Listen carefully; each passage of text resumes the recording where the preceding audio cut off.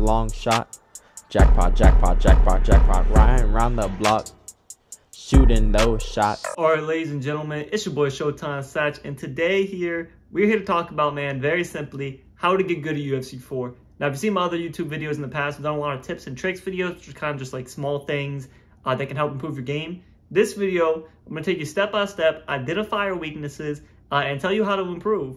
So without further ado, let's go ahead and get right into it. And the first thing you need to do is find a sparring partner. Now, the reason I say this is because a lot of you guys just want to play ranked all the time, which is fine. You know, you get better playing ranked. But if you have certain weaknesses, like let's say you have a strong weakness with striking, right? If you go into ranked, you're just going to instantly rely on your ground game because you want to win the fight. If you go into a quick or invite a friend fight, you don't have that same pressure to win, so you're more comfortable to work on different things. Now, for your sparring partner, it's fine if you choose someone that's your friend, but it's very important that they are around the same skill level as you. If you play against someone that's really bad, it's going to be hard to learn anything because they're not going to play like your opponents would play like. And you play against someone who's really good, then you're going to just be hurt the whole time. You're going to have a hard time implementing anything, and you're not going to know when it's succeeding or not. So, once you find that sparring partner, also, if you're having trouble finding a sparring partner, easy way to do it, ESFL Discord. There's a bunch of guys in there that are always looking to fight.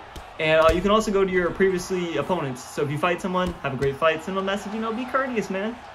Most of the time, people are willing to help, do some quick fights. I love fighting, so that's also an option.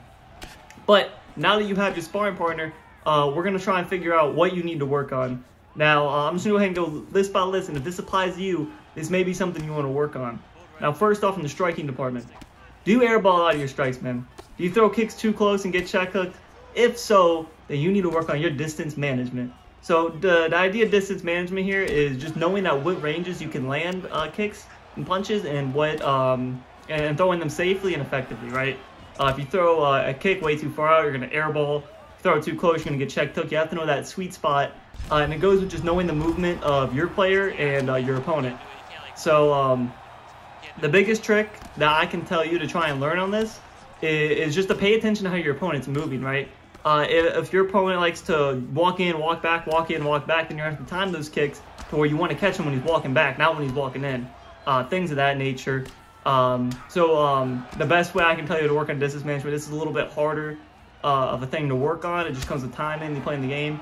But just pay attention to how your opponent is moving more than anything. Most people have patterns, and if you pick up on them, you'll be a lot more effective. Now, do you have strikes that are constantly getting slipped? Do you have a hard time finishing the fight when you get your opponent rocked? If so, you may need to work on your combinations. Now, I already have a video going over some unique combinations. Should be up here in one of these corners. I don't know where it goes.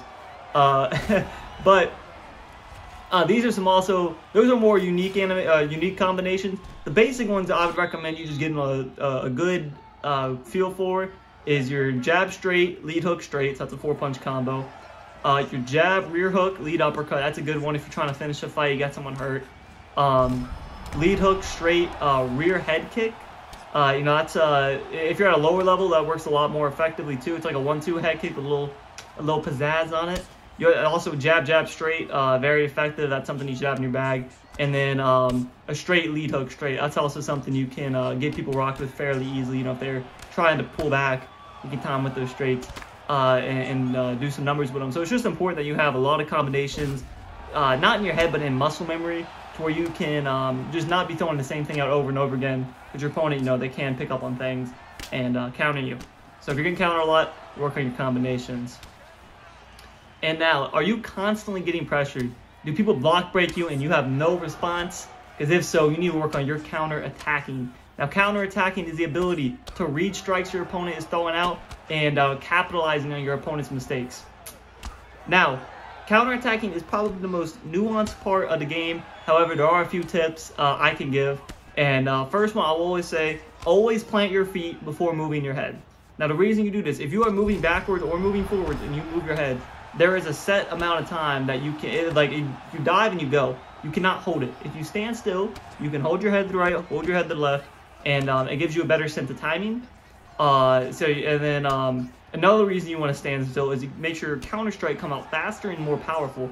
If you stand still and throw a counter straight, that'll come out much quicker than if you're moving forward and trying to do the same punch. So before you move your head, always stand still, plant your feet. And I will say, do not panic is another thing I will tell you. It is okay to eat a couple shots in your block. You don't have to be Muhammad Ali, you know, making a miss every shot. You're going to take a couple punches. What you have to do is, if you know he's going jab straight hook, eat those first two jab straights and then pull back on the hook. So it's a bit of a timing thing.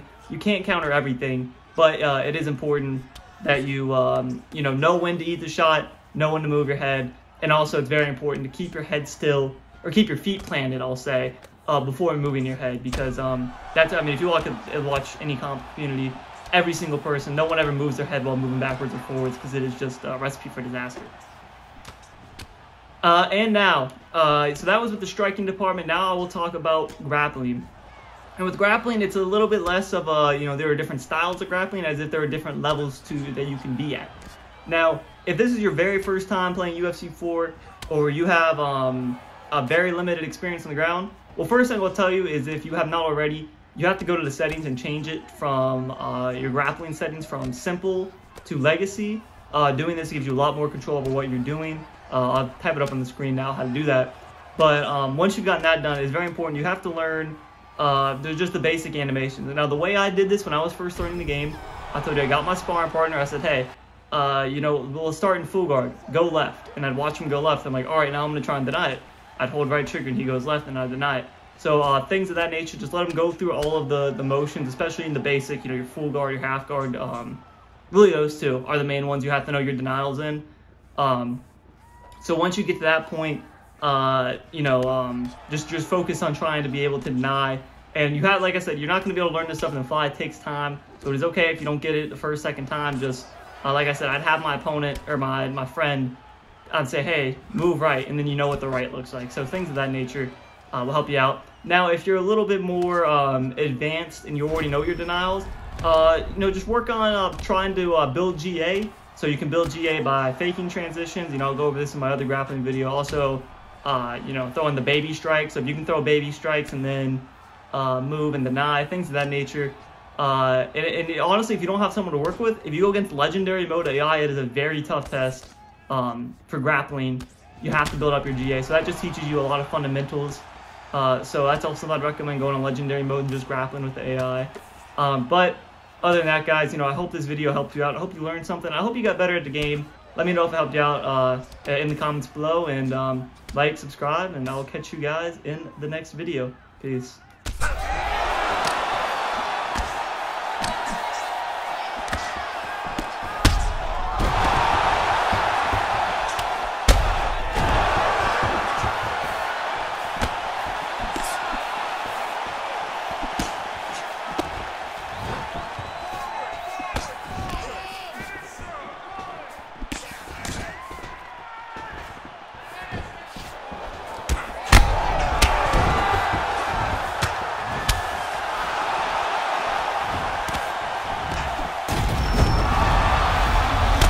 Thank God, that was such a tough fight.